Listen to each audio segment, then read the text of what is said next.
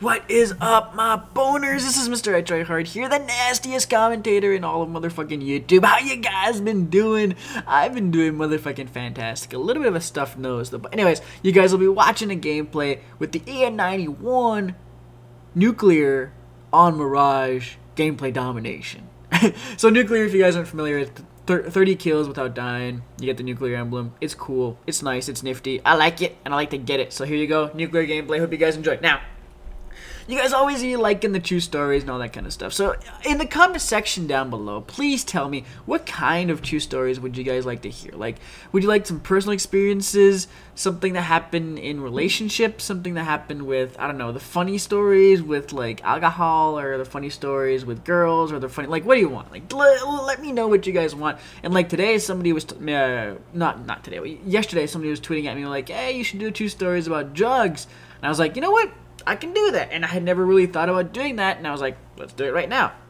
So here we go, a true story about drugs. First and foremost, I just want to say, I don't want to like be your father or your mother and tell you like don't do drugs and give you guys all that like, you know, positive thinking and reinforcement and stuff like that and all that other bullshit. I mean, if you guys want to do drugs, honestly, I don't give a shit. I don't know you, so you know what? You go fucking do that. It's like it's whatever. Honestly, I know plenty of people who have taken a lot of drugs as children, as adolescents, and they grew up to be perfectly fine. Also, I know a bunch of people who took drugs as, you know, adolescents and turned out fucked up. So I think it's all in how much of an idiot you are, and how much of a conscience do you have, and how much of a future you want to hold upon yourself.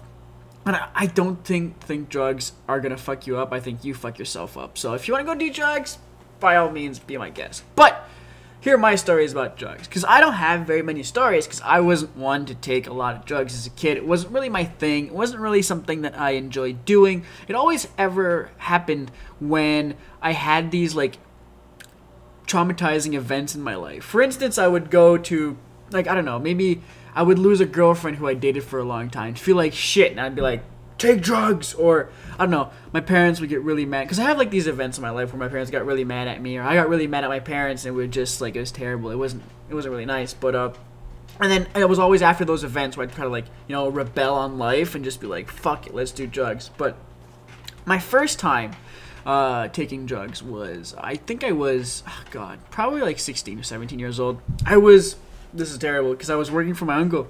I hope he doesn't watch this, because I'm not gonna lie, I'm kind of, yeah, whatever. But anyways, so I'm working for my uncle as a camp manager. So you guys know, God, there are like summer camps everywhere. Well, here we have hockey camps, and it's basically the same deal. You just go to a camp and you play hockey all summer long. And I was like just a basic like a monitor. Like, I was just there supervising a group of like 20 some kids. I'm sorry if my dog makes noise in the background. And I was supervising a group of like 20 kids, and we would just play hockey all the time. And I was like a few years older than them, and we slept in dorms, and that was it. And I actually brought my friend along to work with me, and my friend was he was pretty big into drugs. Like, he used to sell them and stuff like that. But I really never dealt into that part of his life per se. But I knew he was involved. Anyways, so just like one night out of the summer, out of the blue, he was just like, you know, let's do some pot. And I was like, well, I've never done pot. And it just so happened that my high school sweetheart had dumped me on the phone while I was at hockey camp in dorm on a cell phone. And I was like, fuck this. And I was crying, and I felt bad. And I was just like, fuck life, fuck everyone, fuck everything. This sucks. And then this dude comes in and he's like, let's do drugs. And I was like, yes!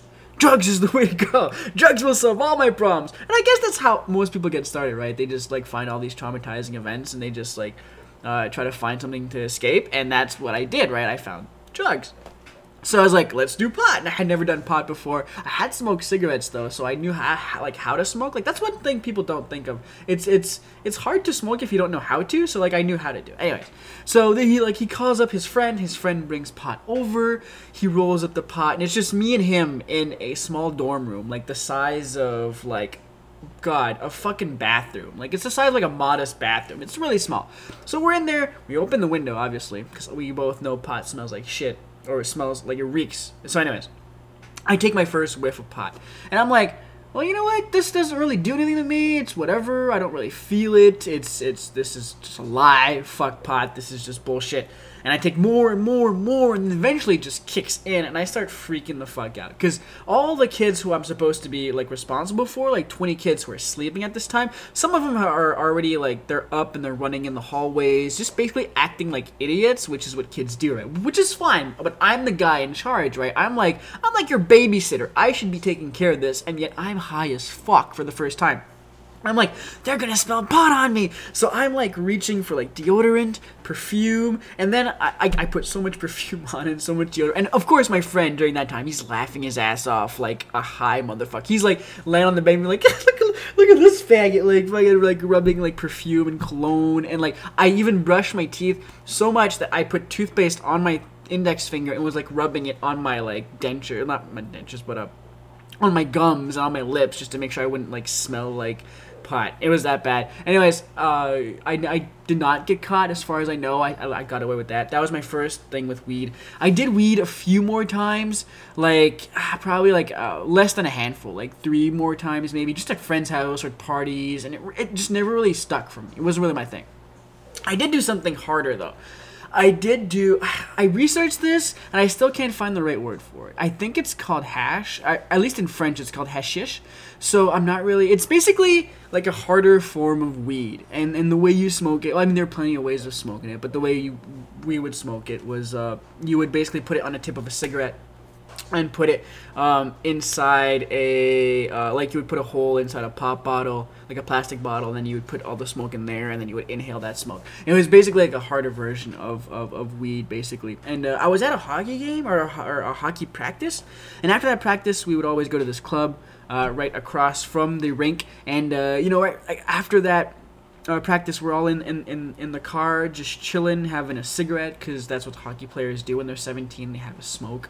I was 18 because I would go out to clubs. So I was 18, but anyway, so we're in the car, and he's like, "Hey, you want to try hash?" Or I mean, it's French, right? So he says hashish or whatever the fuck it's called, and I'm like, "Dude, I mean, let's fucking do this. I don't give a shit. It's whatever." And I was like, I wanted to be the cool guy on the hockey team who did drugs, and they gave me like 2 or 3 shots of like that thing, and I don't know if I did it wrong, or I don't know if that thing just doesn't do anything to me, but to this day, I still don't feel like it did anything at all.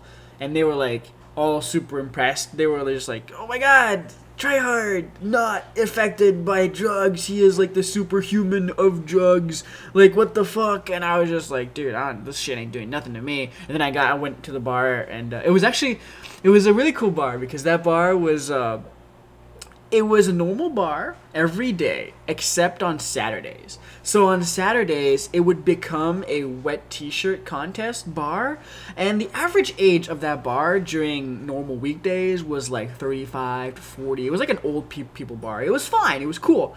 But when it came to Saturday, it was the wet t-shirt contest. It turned into like 18-year-olds galore. But the problem was, they would always hire like the same people to do the wet t-shirt contest. They would hire like old strippers and shit, and they always had this like old lady who was like, God, like 65 years old, and tits were saggy. And like the thing is, for every contestant, they would pick somebody from the crowd to pour the water on the wet t-shirt to do the contest. They wouldn't pour it on themselves. They would grab someone for the audience, and every time that fucking old 65-year-old bitch would go ahead and like ask, like go and like through the audience and try to pick somebody, we would all just rush to the bathroom so that we would not get picked.